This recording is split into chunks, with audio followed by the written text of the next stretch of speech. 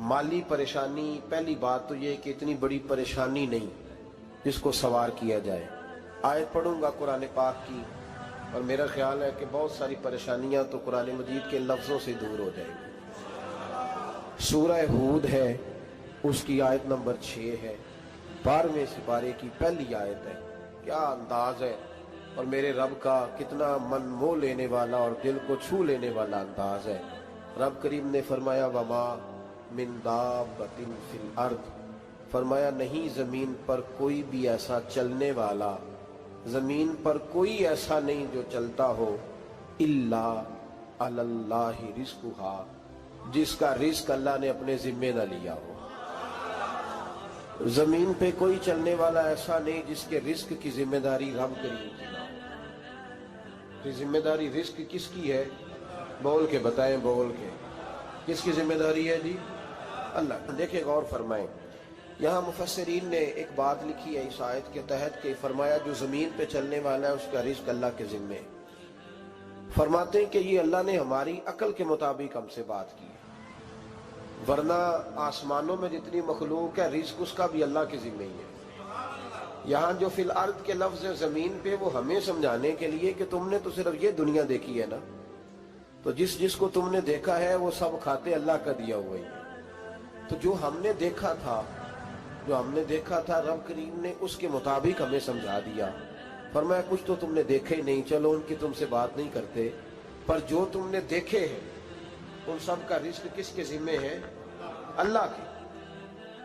मेरे रसूल करीम सैयद आलम सल्लल्लाहु ताला अलैहि वसल्लम कुरान मजीद की जब तर्जुमानी करते, वजाहत करते, तो महबूब पाक सल्लल्लाहु अलैहि वसल्लम भी कोई इश्काल रहने नहीं देते थे, कोई इश्काल नहीं रहने देते थे। मेरे महबूब करीम अलैहिस्सलातु सलाम ने फरमाया अल्लाह पे भरोसा रख के सवेरे निकल जाना रिस्क की तलाश में। किस पे भरोसा रखना है? निकलना तुम्हारे जिम्मे है। ये ना कहना कि घर बैठूंगा तो यही आएगा, निकलना तुम्हारी जिम्मेदारी है। जितनी जिम्मेदारी है वो पूरी करना। अल्लाह पे भरोसा करके निकल जाना तुम्हारी जिम्मेदारी है। रब का जिम्मा है तुम्हें रिस्क देना, वो जरूर तुम्हें रिस्क पहुंचाएगा। या रसूल अल्लाह सल्लल्लाहु अलैहि वसल्लम किस तरह पहुंचेगा? तो जरा हुजूर के लफ्जों का हुस्न भी देखिए।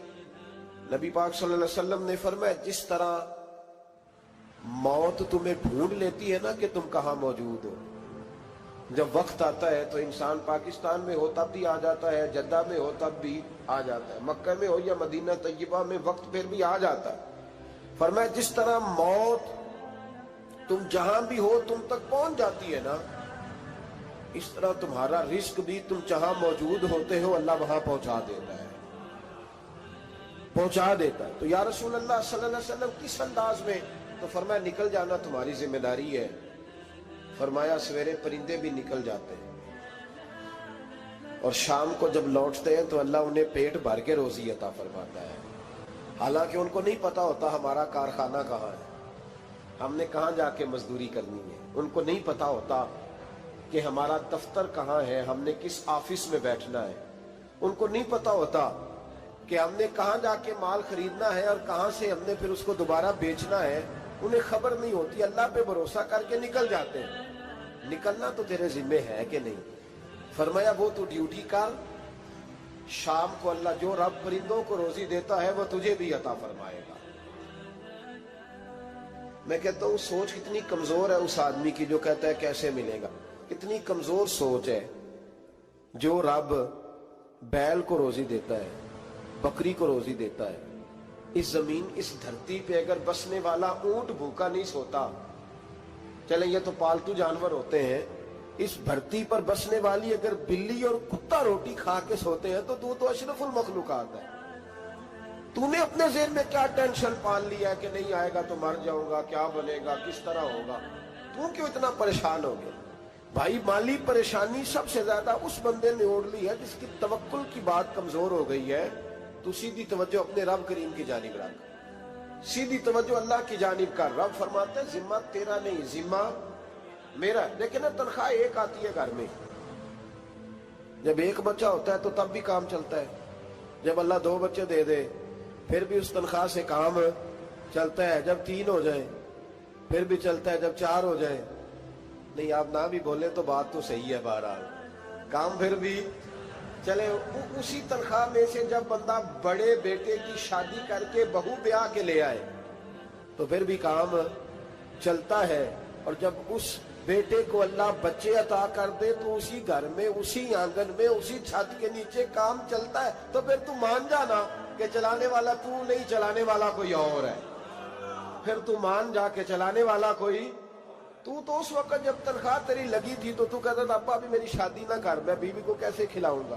تو وہی شخص ہے جس کی چھت کے نیچے پھر 1.5 درجن پوتے بھی پل رہے اور گزارا ان کا بھی ہو رہا ہے۔ تو رزق کا ذمہ کس کا ہے؟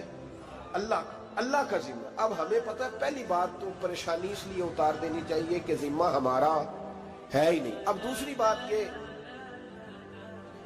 کہ ذمہ داری کس کی ہے؟ اللہ حکیم بھی ہے اور علیم بھی ہے، حکیم بھی ہے اور جانتا بھی ہے، اور اسے پتہ بھی ہے کہ دینا کس طرح ہے۔ اب ہم پتہ کیا کہتے ہیں وہ جو بندہ پجاروں میں بیٹھا ہے وہاں اسے نہیں بیٹھنا چاہیے تھا، اور میرا حق تھا۔ تجھے زیادہ پتہ ہے کہ اللہ کو؟ بول کے بتانا کس کو پتہ زیادہ ہے؟ کیوں جی؟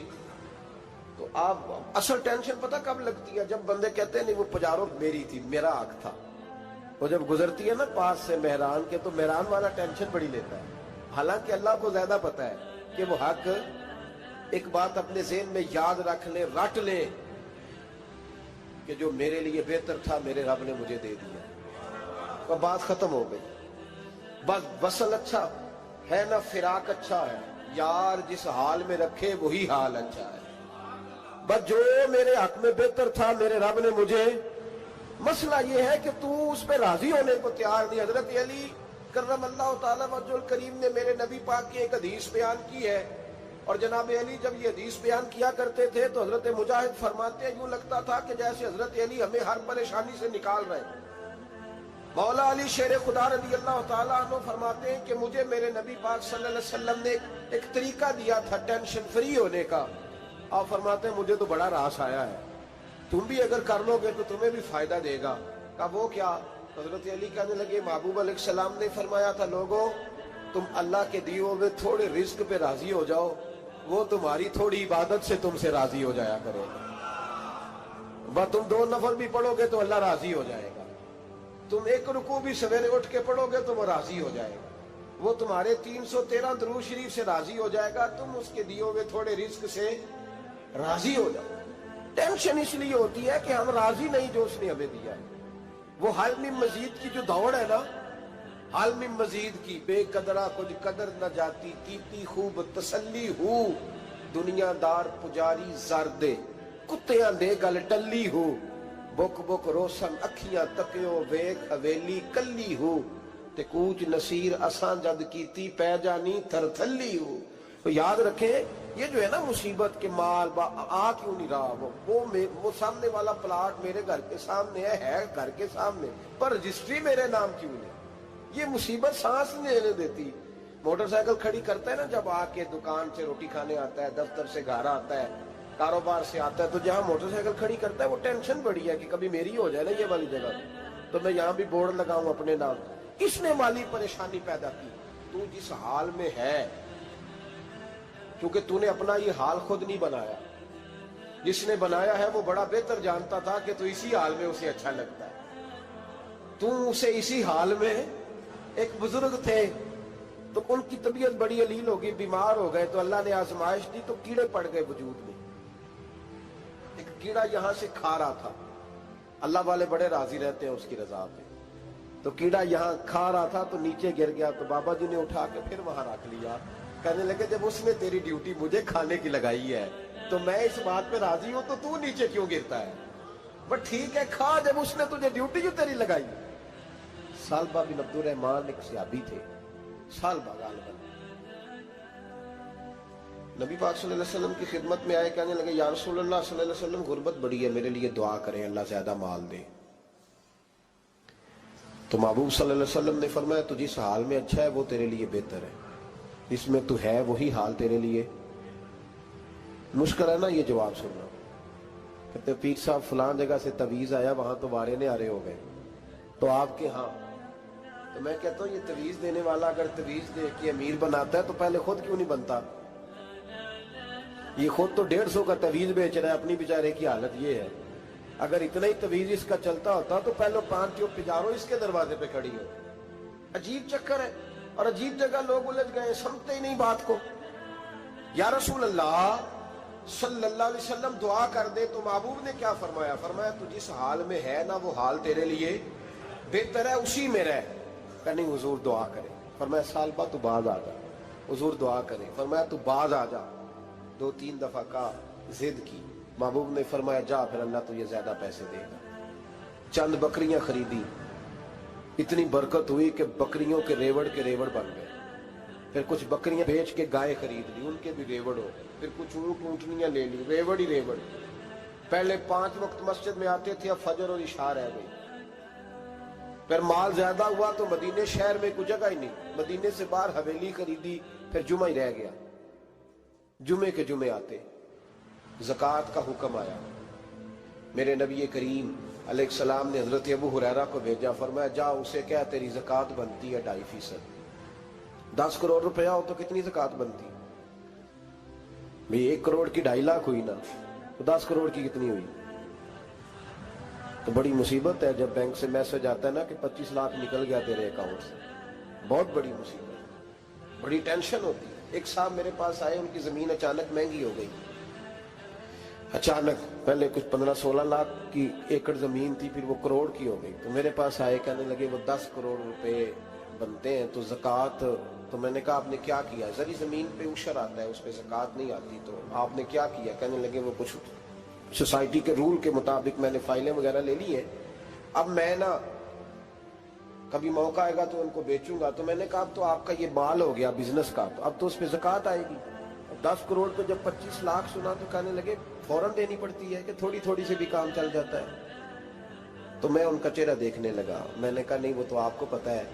ویسے حضرت عمر فرمایا کرتے تھے بانٹ کے نہ دو، کوشش کرو کسی ایک کو دو، چلو کسی کا تو کچھ بن جائے. تو ایک کو ہی دینی چاہیے. کہنے لگے تو مطلب یہ ایسا ہی حکم ہے؟ میں نے کہا آپ کسی اور سے تحقیق کر لیں. اب یہ بھائی لیتے وقت نہیں تجھے ٹینشن ہوئی کہ 15 لاکھ کا کروڑ ہو گیا تو اس وقت کبھی تو نے کہا کہ یا اللہ. تو یہ کیسی سوچ ہے مسلمان؟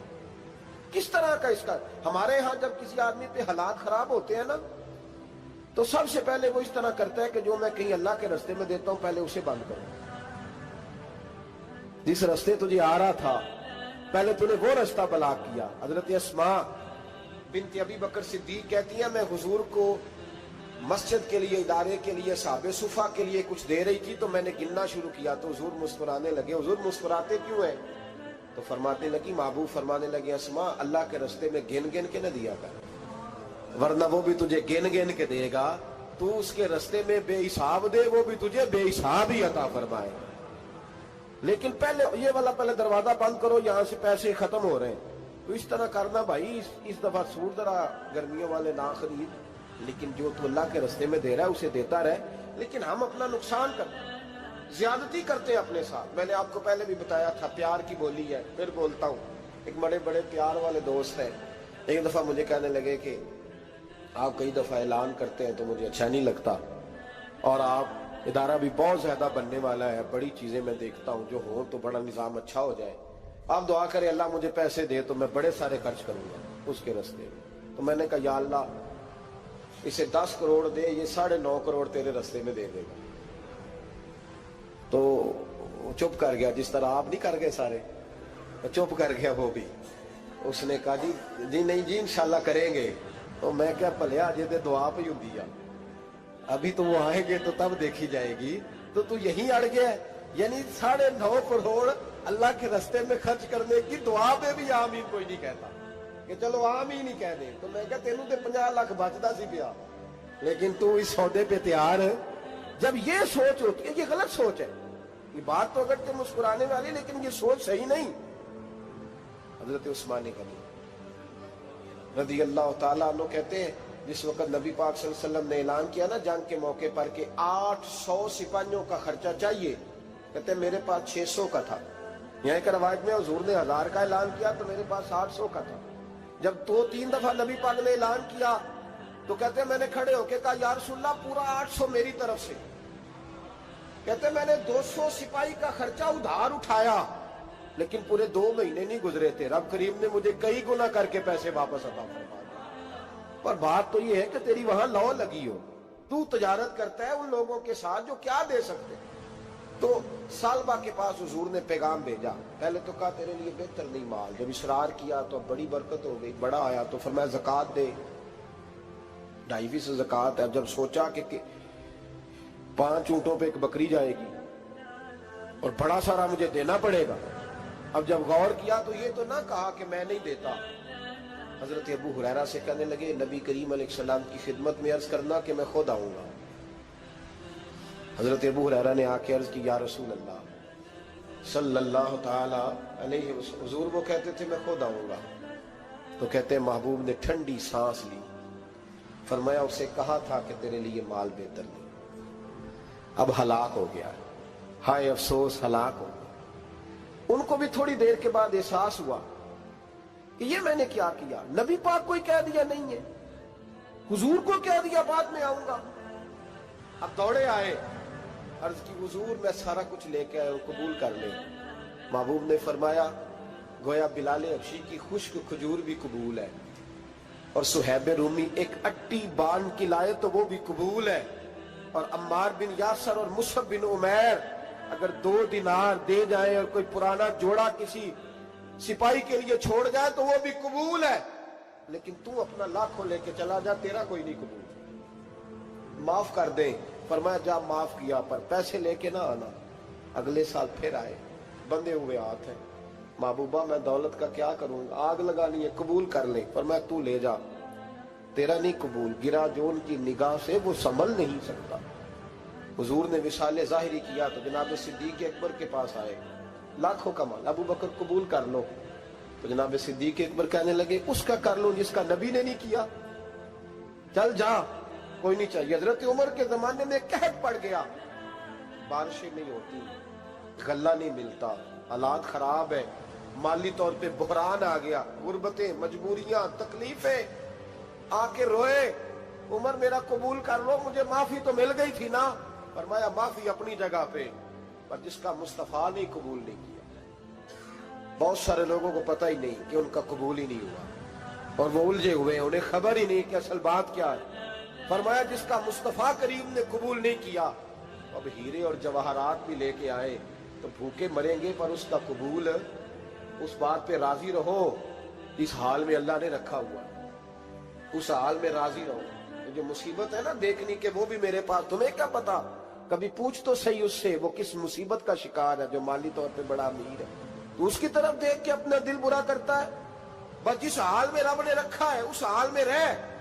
حضرت عثمان غنی کے زمانے میں تو وہ وصال کر گئے، لیکن بھائی تو جس حال میں تیرا رب تجھے رکھتا ہے اس حال میں رہ، تیری مالی پریشانیاں ختم ہو جائیں۔ میں نے پہلے بھی شاید آپ کو ایک دفعہ کہا تھا، میں تعلیم سے فارغ ہوا تو میرے ایک استاد اور میرے کچھ دوست کہنے لگے افریقہ آ جائیں آپ، بھائی بہت بڑا ادارہ ہے، اس کو چلائیں، اس کو سنبھالیں۔ تو میری والدہ سے میں نے کہا، اس طبیعت ہوتی ہے نا انسان کی، میرا بھی دل لگ گیا۔ میری اماں پڑھی نہیں تھی لیکن اللہ نے دانائی بڑی عطا فرمائی تھی، حکمت بڑی تھی، سیانی بڑی تھی۔ تو میں نے کہا اماں جی تو مجھے ساؤتھ افریقہ کی دعوت ہو رہی ہے تو آپ کیا کہتی ہیں؟ تو اٹھ کے میرے پاس آ گئی اور مجھے انہوں نے اپنے بازوؤں میں لے لیا، پھر میرا ماتھا چوما، کہنے لگی پتر میں تے وال بھی نہ پوٹ کے دیوا کسی نے، ہم نے دولت کا کیا کرنا، تو اللہ کا نام لے کے کہیں بیٹھ جا، رب کریم رون کے لگا دے گا، خیر ہو جائے۔ تو میرے بھائی یاد رکھیں ان چیزوں سے تھوڑا سا دیکھیں نا، قناعت کریں، جو اللہ نے دیا اس پہ راضی ہو جائیں، اللہ بڑا مہربان ہے، وہ آسانیاں کر دیا کرتا ہے۔ تو یاد رکھیں میرے رسول کریم علیہ السلام نے ایک تو ہمیں درس یہ دیا ہے کہ تو سمجھ جا، قرآن نے ہمیں بتایا ہے کہ روزی تیری ذمہ داری نہیں، روزی کس کی ذمہ داری ہے؟ اللہ کی۔ اور دوسری بات یہ کہ جو اللہ نے تمہیں دیا ہے اس پہ تو راضی ہو جا، تیری مالی پریشانیاں ختم ہو جائیں۔ اور پھر حضور صلی اللہ علیہ وسلم نے فرمایا مذہبی طور پر جب دیکھو تو آگے دیکھو، اور دنیاوی طور پر جب دیکھو تو پیچھے دیکھو، پریشانی ختم ہوگی۔ مذہبی طور پر جب دیکھو، جو 5 نمازیں پڑھتا ہے وہ تہجد پڑھنے والے کو دیکھے، اور جو تہجد پڑھتا ہے وہ اشراق چاشت پڑھنے والے کو دیکھے، اور جو بندہ اشراق اور چاشت پڑھتا ہے پھر اس کو دیکھے جو سارا دن مصطفیٰ پہ درود پڑھتا ہے۔ ऊपर ऊपर देखे कि मैंने और नेक होना है और नेक, और जब माली मामला है तो फिर नीचे देख। अगर तू बैठा ना पजारों पे तो फिर टूडी वाले पे नजर कर, उसका क्या हाल है। और अगर तू वहां बैठा है तो देख मेहरान वाला भी तो गाड़ी चला ही रहा है ना। और अगर तू वहां है तो मोटरसाइकिल वाला देख, और तू वहां है तो फिर साइकिल वाले पे नजर, और अगर तू साइकिल वाला है तो पैदल वाले को देख, अगर तू किराए के मकान में रहता है तो फिर झोंपड़ी वाले को देख, और अगर तू झोंपड़ी में रहता है तो फिर भी परेशान ना होना। कुछ ऐसे भी हैं जिन्हें झोंपड़ी भी नसीब नहीं, जो सड़क पर लेटे हुए। और अगर तू तंदुरुस्त है ना तो कभी जाके अस्पताल में देख हाल क्या है, लोग किस हाल में। तो हम शुक्र नहीं अदा करते, उसका नुकसान क्या होता है, नेमतें चली जाती हैं। अल्लाह फरमाते लाइन शकर तुम लाज़ीदन्नकुम, तो शुक्र अदा कर, मैं नेमतों में इजाफा कर दूंगा। तो भाई माली परेशानी का तीसरा सबब यह है कि हम देखते हैं माली तौर पर ऊपर, तो फिर हमें तबीयत बिगड़ती है। और फिर माली परेशानियों के कुछ और असबाब भी हैं। इमाम शाफी फरमाते हैं जिन घरों में लोग फजर की नमाज के वक्त सोए होते हैं उन घरों में रिस्क नहीं आता। आप फरमाते हैं फजर का वक्त अल्लाह के देने का वक्त है, उस वक्त अल्लाह बांटता है। हुजूर सल्लल्लाहु अलैहि वसल्लम का फरमान है ना हदीस में कि तहज्जुद के वक्त अल्लाह पहले आसमान पे नुज़ूल जलाल फरमाता है जो उसकी शान के लायक है तहज्जुद के वक्त, और वो कहता है मांगो मैं तुम्हें अता करूंगा। लेने की बारी आए तो बंदा समेट समाट के अंदर घुस जाए। हमारे यहाँ ये होता है कि इशा के बाद बच्चे बैठते हैं मोबाइल लेके, तहज्जुद का वक्त आता है तो उनकी आंखें बंद होनी शुरू होती। तो लेने के वक्त तो तू सोया था, तेरा मसला कैसे हल होगा भाई। जब कोई आदमी खैरात बांट रहा हो तो जो प्याला पीछे कर ले उसे मिलेगा। कहते उस वक्त आना जब मैं बांट रहा था, अब तू किधर आ गया है। मिसाल दे रहा हूं, तो फजर का वक्त मांगने का है, तो सारी रात तो गुजर गई गेमें खेलते टीवी देखते, और जो लेने का वक्त था तू सो गया, तो कैसे आएगा तेरे पास। तो उठे सवेरे बंदों से मांग के देख लिया। बड़ माली परेशानी, पहली बात तो ये कि इतनी बड़ी परेशानी नहीं जिसको सवार किया जाए। आयत पढ़ूंगा कुरान पाक की, और मेरा ख्याल है कि बहुत सारी परेशानियां तो कुरान मजीद के लफ्जों से दूर हो जाएंगी। सूरह हूद है, उसकी आयत नंबर 6 है, 12वें सिपारे की पहली आयत है। क्या अंदाज है, और मेरे रब का कितना मन मोह लेने वाला और दिल को छू लेने वाला अंदाज है। रब करीम ने फरमाया वमा मिन दाब्बतिन फिल अर्द, फरमाया नहीं जमीन पर कोई भी ऐसा चलने वाला, जमीन पर कोई ऐसा नहीं जो चलता हो, इल्ला अलल्लाहि रिज़्कुहा, जिसका रिस्क अल्लाह ने अपने जिम्मे न लिया हो। जमीन पे कोई चलने वाला ऐसा नहीं जिसके रिस्क की जिम्मेदारी रब करीम की ना हो। तो जिम्मेदारी रिस्क किसकी है, बोल के बताएं, बोल के किसकी जिम्मेदारी है जी, अल्लाह। देखें गौर फरमाएं, यहाँ मुफस्सिरीन ने एक बात लिखी है इस आयत के तहत कि फरमाया जो जमीन पे चलने वाला है उसका रिस्क अल्लाह के जिम्मे। फरमाते हैं कि ये अल्लाह ने हमारी अकल के मुताबिक हमसे बात की है, वरना आसमानों में जितनी मखलूक है रिस्क उसका भी अल्लाह के जिम्मे ही है। यहाँ जो फिल अर्द के लफ्ज है जमीन पे, वो हमें समझाने के लिए कि तुमने तो सिर्फ ये दुनिया देखी है ना, तो जिसको तुमने देखा है वो सब खाते अल्लाह का दिया हुआ ही। तो जो हमने देखा था रब करीम ने उसके मुताबिक हमें समझा दिया। फरमाया कुछ तो तुमने देखे ही नहीं, चलो उनकी तुमसे बात नहीं करते, पर जो तुमने देखे हैं उन सब का रिस्क किसके जिम्मे है, अल्लाह के। मेरे रसूल करीम सैयद आलम सल्लल्लाहु ताला अलैहि वसल्लम कुरान मजीद की जब तर्जुमानी करते, वजाहत करते, तो महबूब पाक सल्लल्लाहु अलैहि वसल्लम भी कोई इश्काल रहने नहीं देते थे, कोई इश्काल नहीं रहने देते थे। मेरे महबूब करीम अलैहिस्सलातु सलाम ने फरमाया अल्लाह पे भरोसा रख के सवेरे निकल जाना रिस्क की तलाश में। किस पे भरोसा रखना है, निकलना तुम्हारे जिम्मे है। ये ना कहना कि घर बैठूंगा तो यही आएगा, निकलना तुम्हारी जिम्मेदारी है। जितनी जिम्मेदारी है वो पूरी करना। अल्लाह पे भरोसा करके निकल जाना तुम्हारी जिम्मेदारी है। रब का जिम्मा है तुम्हें रिस्क देना, वो जरूर तुम्हें रिस्क पहुंचाएगा। या रसूल अल्लाह सल्लल्लाहु अलैहि वसल्लम किस तरह पहुंचेगा, तो जरा हुजूर के लफ्जों का हुस्न भी देखिए। नबी पाक सल्लल्लाहु अलैहि वसल्लम ने फरमाया जिस तरह मौत तुम्हें ढूंढ लेती है ना कि तुम कहां मौजूद हो, جب وقت آتا ہے تو انسان پاکستان میں ہو تب بھی آ جاتا ہے، جدہ میں ہو تب بھی آ جاتا ہے، مکہ میں ہو یا مدینہ طیبہ میں وقت پھر بھی آ جاتا ہے۔ فرمایا جس طرح موت تم جہاں بھی ہو تم تک پہنچ جاتی ہے نا، اس طرح تمہارا رزق بھی تم جہاں موجود ہوتے ہو اللہ وہاں پہنچا دیتا ہے، پہنچا دیتا ہے۔ تو یا رسول اللہ صلی اللہ علیہ وسلم کس انداز میں؟ تو فرمایا نکل جانا تمہاری ذمہ داری ہے۔ فرمایا سویرے پرندے بھی نکل جاتے ہیں اور شام کو جب لوٹتے ہیں تو اللہ انہیں پیٹ بھر کے روزی عطا فرماتا ہے، حالانکہ ان کو نہیں پتا ہوتا ہمارا کارخانہ کہاں ہے، ہم نے کہاں جا کے مزدوری کرنی ہے، ان کو نہیں پتا ہوتا کہ ہمارا دفتر کہاں ہے، ہم نے کس آفس میں بیٹھنا ہے، ان کو نہیں پتا ہوتا کہ ہم نے کہاں جا کے مال خریدنا ہے اور کہاں سے ہم نے پھر اس کو دوبارہ بیچنا ہے، انہیں خبر نہیں ہوتی، اللہ پہ بھروسہ کر کے نکل جاتے ہیں۔ نکلنا تو تیرے ذمہ ہے کہ نہیں؟ فرمایا وہ تو ڈیوٹی کر، شام کو اللہ جو رب پرندوں کو روزی دیتا ہے وہ تجھے بھی عطا فرمائے گا۔ میں کہتا ہوں سوچ کتنی کمزور ہے اس آدمی کی جو کہتا ہے کیسے ملے گا، کتنی کمزور سوچ ہے۔ جو رب بیل کو روزی دیتا ہے، بکری کو روزی دیتا ہے، اس زمین اس دھرتی پہ اگر بسنے والا اونٹ بھوکا نہیں سوتا، چلیں یہ تو پالتو جانور ہوتے ہیں، اس دھرتی پر بسنے والی اگر بلی اور کتا روٹی کھا کے سوتے ہیں تو تو اشرف المخلوقات ہے۔